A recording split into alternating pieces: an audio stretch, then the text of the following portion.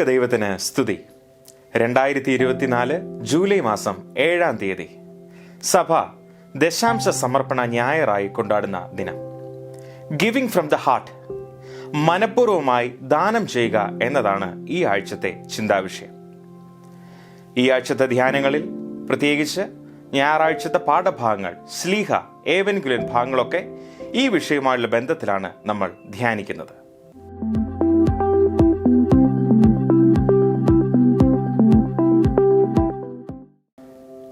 ഒന്നാം പാഠം 1 ദിനവൃത്താന്തം 29-ാം അധ്യായം 10 മുതൽ 18 വരെയുള്ള വാക്യങ്ങൾ. 1 ദിനവൃത്താന്തം 29-ാം അധ്യായം 10 മുതൽ 18 വരെയുള്ള വാക്യങ്ങൾ. എന്തുകൊണ്ട് നാം ദാനം ചെയ്യണം എന്ന ചോദ്യത്തിനുള്ള ഉത്തരമാണ് ഇവിടെ നമ്മൾ കണ്ടെത്താൻ ശ്രമിക്കുന്നത്. എന്തുകൊണ്ട് നാം ദാനം ചെയ്യണം? 28-ാം അധ്യായത്തിൽ ദാവീദ് രാജാവ് തന്റെ ദേശത്തിലുള്ള സകല അധികാരികളെയും വിളിച്ചുകൂട്ടുന്നു. ദേവാലയ നിർമ്മാണവുമായി ബന്ധപ്പെട്ടിട്ടുള്ള കാര്യങ്ങൾ അവിടെ വിവരിക്കുന്നു. ഇനി ഈ നിർമ്മാണ പ്രവർത്തനങ്ങൾക്ക് ചുക്കാൻ പിടിക്കുന്നത് യഹോവയാൽ തിരഞ്ഞെടുക്കപ്പെട്ട തന്റെ പിൻഗാമിയായ ശലോമോനാണെന്നും അദ്ദേഹം പറയുന്നുണ്ട്. തുടർന്ന് 29-ാം അധ്യായം 1 മുതൽ 9 വരെയുള്ള വാക്യങ്ങളിലേക്ക് നോക്കുമ്പോൾ തന്റെ പിൻഗാമിയായ ശലോമോൻ ചെറുപ്പമാണെന്നും പരിചയക്കുറവുള്ളവനാണെന്നും അവിടെ ജനത്തെ അറിയിക്കുന്നു. എങ്കിലും ഈ ദേവാലയത്തിന്റെ നിർമ്മാണ പ്രവർത്തനങ്ങൾക്ക് ആവശ്യമായ സകലതും താൻ കരുതിയിട്ടുണ്ട് എന്ന് ദാവീദ് പറയുക. മാത്രമല്ല, തന്റെ സ്വന്തം ഭണ്ഡാരത്തിൽ നിന്ന് പോലും ഇതിന് ആവശ്യമായ പൊന്നും വെള്ളിയും അദ്ദേഹം കരുതിയിരിക്കുന്നു എന്ന് പറയുന്നു. ഈ അറിയിപ്പിലൂടെ ദാവീദ് രാജാവ് തന്റെ ജനത്തിന് മറ്റൊരു ആഹ്വാനം കൂടെ നൽകുകയാണ്. ഇവിടെ താൻ എപ്രകാരമാണോ ദേവാലയ നിർമ്മാണത്തിന് വേണ്ടി പങ്കുചേരുന്നത്, അതുപോലെ തന്റെ ജനവും അതിനായി ഒരുങ്ങണം എന്ന് പ്രോത്സാഹിപ്പിക്കുക. രാജാവിന്റെ പ്രോത്സാഹനം പ്രജകൾ ഏറ്റെടുക്കുന്നു.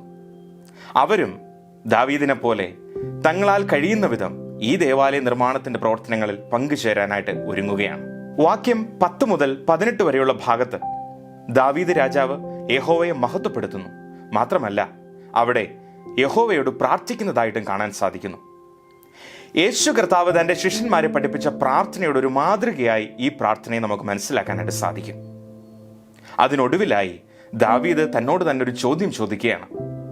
ഇത്രമാത്രം യഹോവയ്ക്ക് വേണ്ടി കാഴ്ചകൾ അർപ്പിക്കുവാൻ ഞാൻ ആരാണ്? ഇങ്ങനെ എന്റെ ജനം ഇപ്രകാരം പ്രവർത്തിപ്പാൻ അവർക്ക് എന്താണ്? എന്തുകൊണ്ട് നാം ദാനം ചെയ്യണമെന്ന ചോദ്യത്തിന്റെ ഉത്തരമാണ് ദാവീദ് ഇവിടെ കണ്ടെത്താനായിട്ട് ശ്രമിക്കുന്നത്. ദാവീദ് പറയുകയാണ്, നാം അനുഭവിക്കുന്ന സകല അനുഗ്രഹങ്ങളും യഹോവയുടെ ദാനമാണ്. നമ്മുടെ നിയോഗം അവൻ നൽകുന്ന ദാനങ്ങളെ സ്വീകരിക്കുകയും അവൻ ആഗ്രഹിക്കുന്ന ഇടങ്ങളിലേക്ക്, ആഗ്രഹിക്കുന്ന കരങ്ങളിലേക്ക്, ആഗ്രഹിക്കുന്ന സമയത്ത് മടക്കി കൊടുക്കുകയും ചെയ്യുക എന്നതാണ്. തുടർന്ന് ദാവീദ് രാജാവ് തന്റെ പിതാക്കന്മാരെ ഓർക്കുകയാണ്. ദാവീദ് പറയുകയാണ്, ഞാനും എൻ്റെ പിതാക്കന്മാരെ പോലെ ഇവിടെ പരദേശിയും അഭയാർത്ഥിയുമാണ്, അതിഥിയാണ്. അപ്പോൾ ഇവിടെ ഉള്ള ഒന്നും എനിക്ക് അവകാശപ്പെട്ടതല്ല. മനുഷ്യ ജീവിതത്തിന്റെ നശ്വരതയെക്കുറിച്ചാണ് ഇവിടെ അദ്ദേഹം സൂചിപ്പിക്കുന്നത്. ഒടുവിലായി ദാവീദ് അവിടെ പറഞ്ഞു നിർത്തുകയാണ്, നമ്മുടെ ജീവിതത്തിൽ നമ്മൾ അനുഭവിക്കുന്ന അനുഗ്രഹങ്ങൾ, നമ്മുടെ സമയം, നമ്മുടെ സമ്പത്ത്, സമൃദ്ധി, നമുക്കുള്ള കഴിവുകൾ, താലന്തുകൾ, ഇതൊക്കെ യഹോവയ്ക്ക് അവകാശപ്പെട്ടതാണ്. യഹോവ നമ്മിലൂടെ ആഗ്രഹിക്കുന്നതോ ഈ ദാനങ്ങളൊക്കെയും ദൈവഹിതപ്രകാരം പങ്കുവെക്കാൻ വേണ്ടിയിട്ടാണ്. ഒന്നാം പാഠം നമ്മളോട് പങ്കുവെക്കുന്ന ചിന്ത ഇപ്രകാരമാണ്: എന്തുകൊണ്ട് നമ്മൾ ദാനം ചെയ്യണം? അതിനുള്ള ഉത്തരവും ദാവീദ് പറയുകയാണ്, യഹോവ തന്നു, അത് യഹോവയ്ക്കായി മടക്കി കൊടുക്കുക എന്നതാണ് നമ്മുടെ ദൗത്യം. ഈ ദൗത്യത്തിന്റെ പൂർത്തീകരണമാണ് നമ്മുടെ നിയോഗം. രണ്ടാം പാഠം അപ്പോസ്തല പ്രവൃത്തികൾ 5-ാം അധ്യായം 1 മുതൽ 11 വരെയുള്ള വാക്യങ്ങൾ. അപ്പോസ്തല പ്രവൃത്തികൾ 5-ാം അധ്യായം 1 മുതൽ 11 വരെയുള്ള വാക്യങ്ങൾ. എപ്രകാരം നാം ദാനം ചെയ്യണമെന്ന ചോദ്യത്തിന് ഉത്തരമാണ് ഇവിടെ കണ്ടെത്താനായിട്ട് ശ്രമിക്കുന്നത്. എപ്രകാരം നാം ദാനം ചെയ്യണം? 4-ാം അധ്യായത്തിൽ ഇപ്രകാരം പറയുന്നു, വിശ്വസിച്ചവരുടെ കൂട്ടം ഏക ഹൃദയവും ഏക മനസ്സും ഉള്ളവരായിരുന്നു. തനിക്കുള്ളതെല്ലാം അവർ പൊതുവക എന്ന് കണ്ടു, ഒന്നും സ്വന്തമെന്ന് ആരും പറഞ്ഞില്ല. ഇവിടെ 2 തരത്തിലുള്ള മനുഷ്യരെ കാണാനായിട്ട് നമുക്ക് സാധിക്കും. 4-ാം അധ്യായത്തിന്റെ അവസാനം 36-37 വാക്യങ്ങളിൽ പ്രബോധനപുത്രൻ എന്നറിയപ്പെടുന്ന ബർന്നബാസിനെ കാണാനായിട്ട് സാധിക്കുന്നുണ്ട്. ബർന്നബാസ് തന്റെ നിലം വിറ്റ് കിട്ടിയ പണം ആ ധനം മുഴുവനും അവിടെ അപ്പോസ്തലന്മാരുടെ കാൽക്കലേക്ക് കൊണ്ടുവരുന്നു. ധനം മാത്രമല്ല, ബർന്നബാസിനെ സംബന്ധിച്ചിടത്തോളം ഈ പുസ്തകം നമ്മൾ തുടർന്ന് പഠിക്കുമ്പോൾ 9, 10, 12, 14 അധ്യായങ്ങളിൽ ബർന്നബാസിന്റെ ശുശ്രൂഷകൾ നമുക്ക് കാണാനായിട്ട് സാധിക്കും. അപ്പോൾ യഹോവയ്ക്ക് വേണ്ടി നൽകിയത് തന്റെ ധനം മാത്രമല്ല, തന്നെ പൂർണ്ണമായും അദ്ദേഹം സമർപ്പിച്ചു എന്ന് നമുക്ക് മനസ്സിലാക്കാനായിട്ട് സാധിക്കും. എന്നാൽ അധ്യായം 5 നമുക്ക് കാണാൻ സാധിക്കും അനന്യാസിനെയും സഫീറയെയും. ബർന്നബാസിൽ നിന്നും വളരെ വ്യത്യസ്തമായ സമീപനമാണ് അനന്യാസും കുടുംബവും ഇവിടെ കാണിക്കുന്നത്. ഇവിടെ അവർക്കും ഒരു നിലമുണ്ടായിരുന്നു.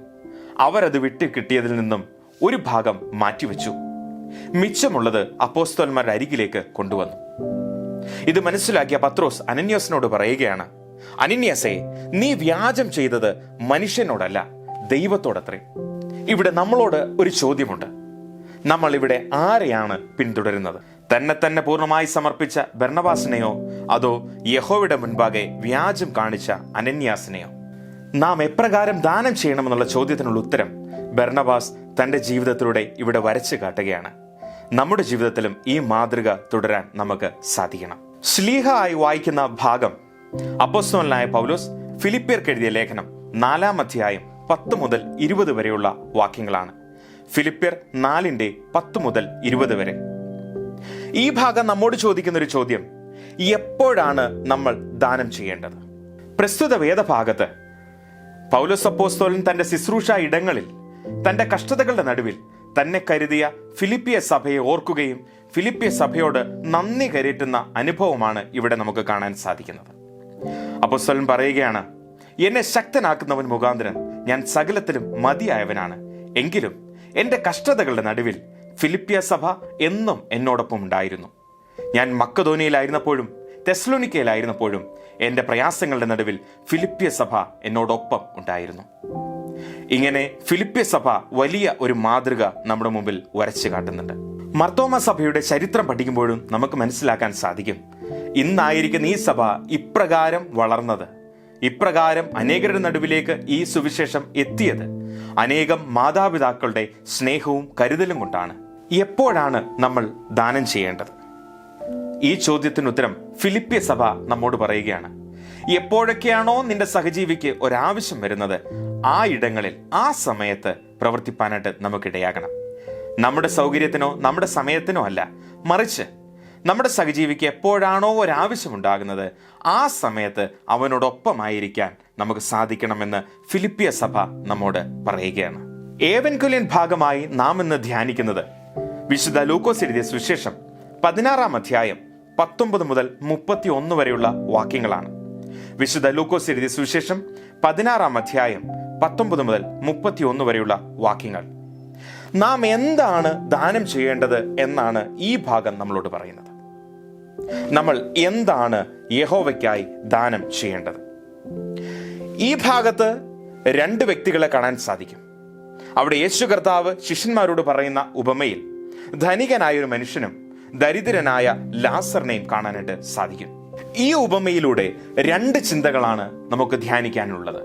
ഒന്നാമതായി, നാം കൂട്ടായ്മ പങ്കിടുന്നവരാകണം, ഫെസിലിറ്റേറ്റേഴ്സ് ഓഫ് കമ്പാനിയൻഷിപ്പ്. ഇവിടെ ധനികനായ ഒരാൾ തന്റെ മാളികയിൽ ഇരിക്കുമ്പോൾ അവന്റെ പടിക്കൽ ദരിദ്രനായ ഒരുവൻ കിടക്കുന്നു. ഇവിടെ പട്ടുവസ്ത്രം ധരിച്ച ഒരുവൻ തന്റെ മാളികയിൽ ഇരിക്കുമ്പോൾ ഉടുതുണിക്ക് മറുതുണിയില്ലാതെ ഒരുവൻ തന്റെ പടിക്കൽ കിടക്കുന്നു. ഒരുവൻ ആഡംബരത്തിന്റെ നടുവിൽ ജീവിക്കുമ്പോൾ മറ്റൊരാൾ അവന്റെ മേശയിൽ നിന്ന് വീഴുന്ന അപ്പനുറുക്കുകൾ ആഗ്രഹിച്ച് അവിടെ കിടക്കുന്നു. ഒരുവൻ സുഖിച്ച് ജീവിക്കുമ്പോൾ മറ്റൊരുവൻ തന്റെ മുറിവുകൾ നായ്ക്കൾ നക്കുന്ന സാഹചര്യങ്ങളിലൂടെ കടന്നു പോകുന്നു. ധനികനായ മനുഷ്യന്റെ ജീവിതത്തിൽ അദ്ദേഹം ചെയ്ത തെറ്റ് മറ്റൊന്നുമല്ല. തന്റെ പടിക്കൽ ഇപ്രകാരം ഒരുവൻ കിടന്നിട്ട് അവന് കൂട്ടായ്മ നൽകാനായിട്ട് ആ മനുഷ്യന് സാധിച്ചില്ല. അയൽക്കാരൻ ചോർന്നൊലിക്കുന്ന വീട്ടിൽ കിടക്കുമ്പോൾ എങ്ങനെയാണ് മഴയുടെ കുളിർമ ആസ്വദിക്കാൻ നമുക്ക് സാധിക്കുക? രണ്ടാമതായി, നാം പ്രതീക്ഷ പങ്കിടുന്നവരാകണം, ഫെസിലിറ്റേറ്റേഴ്സ് ഓഫ് ഹോപ്പ്. പ്രതീക്ഷ പങ്കിടുവാൻ നമുക്ക് സാധിക്കണം. ഒരുവന്റെ മേശയിൽ നിന്ന് വീഴുന്ന അപ്പനുറുക്കുകൾ ആഗ്രഹിച്ചൊരുവൻ അവിടെ കിടക്കുന്നു എന്ന് പറഞ്ഞാൽ അവന് നല്ല ഭക്ഷണം ലഭിക്കാൻ യാതൊരു സാധ്യതയുമില്ല എന്ന ഉറപ്പാണ്. തന്റെ മുറിവുകളൊക്കെ ഈ നായ്ക്കൾ നക്കുന്ന ഒരു സാഹചര്യം എന്ന് പറയുമ്പോൾ സ്വന്തം ശരീരത്തെ മുറിവുകളെ പോലും പരിപാലിപ്പാനുള്ള പ്രാപ്തി അവനില്ല എന്നാണ് അർത്ഥം. ഈ ലാസറിനെ സംബന്ധിച്ചിടത്തോളം അവന്റെ ജീവിതത്തിൽ ഇനി ഒരു പ്രതീക്ഷയുമില്ല. അവന്റെ ജീവിത യാത്ര ഇനി എങ്ങോട്ടാണ് എന്നവന് യാതൊരു ഉറപ്പുമില്ല. ഇത്തരത്തിൽ പ്രതീക്ഷകൾ നഷ്ടപ്പെട്ട ഒരു കൂട്ടം ജനത പത്തനംതിട്ട ജില്ലയിൽ മഞ്ഞത്തോട് വനമേഖലയിൽ ഇന്നുമുണ്ട്. സ്വന്തമായി ഭൂമിയില്ലാത്ത, താമസിക്കാനായിട്ട് ഒരു ഭവനമില്ലാത്ത, നല്ല വസ്ത്രങ്ങളില്ലാത്ത, ഭക്ഷിപ്പാൻ ഭക്ഷണമോ കുടിവെള്ളമോ ഇല്ലാത്ത, നല്ല ആരോഗ്യമില്ലാത്ത, വിദ്യാഭ്യാസമില്ലാത്ത ഒരു കൂട്ടം ആദിവാസി ജനത കഴിഞ്ഞ 3 വർഷമായി മാർത്തോമാ സഭയ്ക്ക് സഭയുടെ സാമൂഹ്യ സേവന വിഭാഗമായ കാർഡിലൂടെ അവിടെ പ്രവർത്തിക്കാനായിട്ട് സാധിക്കുന്നുണ്ട്. അവിടെ കാർഡ് പ്രവർത്തിക്കുന്നത് സഭയുടെ വിശ്വാസികളുടെ കരുതലും സ്നേഹവും കൊണ്ടാണ്. ഇനിയും അവിടെ ധാരാളം കാര്യങ്ങൾ ചെയ്യുവാനായിട്ടുണ്ട്. ഇത്തരത്തിൽ നമ്മുടെ ചുറ്റുമൊന്ന് നോക്കിയാൽ നമ്മുടെ കൊച്ചു കേരളത്തിൽ തന്നെ എന്തുമാത്രം ഇടങ്ങളിൽ നമുക്ക് പ്രവർത്തിപ്പാനായിട്ടുണ്ട്. എത്രമാത്രം ആളുകൾ പ്രതീക്ഷകൾ നഷ്ടപ്പെട്ട അവസ്ഥയിലൂടെ കടന്നു പോകുന്നുണ്ട്. അവിടെയൊക്കെയും പ്രതീക്ഷയുടെ ഒരു തിരുനാളമാകുവാൻ നമുക്ക് ഇടയാകണം. ഇന്നത്തെ ഏവൻഗലിയൻ ഭാഗത്തിലൂടെ നമ്മൾ ഉത്തരം കണ്ടെത്താൻ ശ്രമിച്ച ചോദ്യം എന്താണ് നാം ദാനം ചെയ്യേണ്ടത് എന്നതാണ്.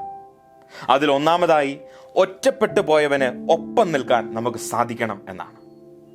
അവന് കൂട്ടായ്മ നൽകാനായിട്ട് നമുക്കിടയാകണം. 2, നിരാശയുടെ പടുകുഴിയിലായവന് അവന് പ്രതീക്ഷകൾ നൽകുക, അവനോടൊപ്പം നിൽക്കുക. മിച്ചമുള്ളത് ദാനം ചെയ്യാനല്ല, മെച്ചമുള്ളതിനെ പങ്കിടാനാണ് നാം പഠിക്കേണ്ടത്. പങ്കിടൽ അത് പകുത്തു കൊടുക്കലാകുമ്പോൾ അവിടെ അതിന് കൂടുതലായി അർത്ഥതലങ്ങളെ കാണുവാൻ നമുക്ക് സാധിക്കും. ദാവീദ് തന്റെ ദേവാലയത്തിന് വേണ്ടി നൽകിയതുപോലെ, ബർണബാസ് ദൈവവേലയ്ക്ക് വേണ്ടി നൽകിയതുപോലെ, ഫിലിപ്പിയ സഭ പൗലോസിന് നൽകിയതുപോലെ നമുക്കും നമ്മൾ ആയിരിക്കുന്ന ഇടങ്ങളിൽ ആവശ്യത്തിലിരിക്കുന്നവന് വേണ്ടി പ്രവർത്തിപ്പാൻ, കരുതുവാൻ, അവനെ സ്നേഹിക്കാൻ, ചേർത്ത് നിർത്താൻ നമുക്ക് സാധിക്കണം. ഇന്നത്തെ ധ്യാനത്തിലൂടെ 4 ചോദ്യങ്ങൾക്കുള്ള ഉത്തരങ്ങളാണ് നമ്മൾ കണ്ടെത്തിയത്. ഒന്നാമതായി, എന്തുകൊണ്ട് നാം പങ്കിടണം? ദാവീദ് രാജാവ് അവിടെ പറയുകയാണ്, നമ്മുടെ ജീവിതത്തിൽ നമ്മൾ അനുഭവിക്കുന്ന അനുഗ്രഹങ്ങളെല്ലാം തന്നെ യഹോവയ്ക്ക് അവകാശപ്പെട്ടതാണ്. അത് യഹോവ ആഗ്രഹിക്കുന്ന സമയത്ത്, ആഗ്രഹിക്കുന്ന ഇടങ്ങളിൽ, ആഗ്രഹിക്കുന്ന കരങ്ങളിലേക്ക് മടക്കി നൽകുക എന്നതാണ് നമ്മെ കൊണ്ട് ഉദ്ദേശിക്കുന്ന നിയോഗം. ഈ നിയോഗത്തിന്റെ പൂർത്തീകരണത്തിന് വേണ്ടിയാണ് നാം പങ്കിടേണ്ടത്. 2, എപ്രകാരം നാം പങ്കിടണം? ബർണബാസിന്റെ ജീവിതത്തിലെ പോലെ തന്നെ പൂർണ്ണമായി ദൈവകരങ്ങളിലേക്ക് സമർപ്പിച്ചു കൊടുക്കുവാൻ നമുക്ക് സാധിക്കണം. മൂന്നാമത്തെ ചോദ്യം, എപ്പോഴാണ് നാം പങ്കിടേണ്ടത്? നമ്മൾ സമൃദ്ധിയുടെ നടുവിലായിരിക്കുമ്പോഴല്ല, മറിച്ച് നമ്മുടെ ചുറ്റുപാടും കഷ്ടതകൾ അനുഭവിക്കുന്ന വ്യക്തിത്വങ്ങൾ കടന്നു വരുമ്പോൾ അവർക്ക് എപ്പോഴാണോ ആവശ്യം അവിടെ ആ സമയത്താണ് നമ്മൾ പ്രവർത്തിക്കേണ്ടത്. 4ാമത്തെ ചോദ്യം, എന്താണ് നാം പങ്കിടേണ്ടത്? കൂട്ടായ്മയാണ് ഇന്ന് മനുഷ്യന് ആവശ്യം. ധനത്തേക്കാൾ കൂടുതൽ ഇന്ന് കൂട്ടായ്മയ്ക്ക് മൂല്യമുണ്ട്. ഒറ്റപ്പെട്ടു പോയവനോടൊപ്പം നിൽക്കാൻ നമുക്ക് സാധിക്കണം. പ്രതീക്ഷകൾ നഷ്ടപ്പെട്ടവന് പ്രതീക്ഷയുടെ തിരുനാളമാകാൻ, ചെറിയ മിന്നാമിനിങ്ങിന്റെ വെളിച്ചമായി തീരുവാൻ നമുക്ക് സാധിക്കണം. പിതാവായ ദൈവം നമ്മെ വീണ്ടെടുക്കാനായി പുത്രനെ ഈ ഭൂമിയിലേക്ക് അയച്ചതുപോലെ നമുക്കും നമ്മെ തന്നെ ദൈവകരങ്ങളിലേക്ക് സമർപ്പിച്ചു കൊടുക്കാനായിട്ട് ഇടയാകണം. നമ്മളായിരിക്കുന്ന ഇടങ്ങളിൽ കഷ്ടതകളും ദുരിതങ്ങളും അനുഭവിക്കുന്നവരുടെ ജീവിതങ്ങളിൽ അവർക്ക് കൂട്ടായ്മയായി തീരാൻ, അവരുടെ ജീവിതത്തിൽ പുതിയ പ്രതീക്ഷകൾ പകരുവാൻ, മനഃപൂർവമായി അവ പങ്കിടാൻ നമുക്ക് സാധിക്കണം. അതിനായി സർവശക്തനായ ദൈവം നമ്മെ എല്ലാവരെയും സഹായിക്കട്ടെ എന്ന് പ്രാർത്ഥിക്കുന്നു, ആശംസിക്കുന്നു. ഈ വചനങ്ങളാൽ ദൈവം നമ്മെ സമൃദ്ധമായി അനുഗ്രഹിക്കട്ടെ. ആമേൻ.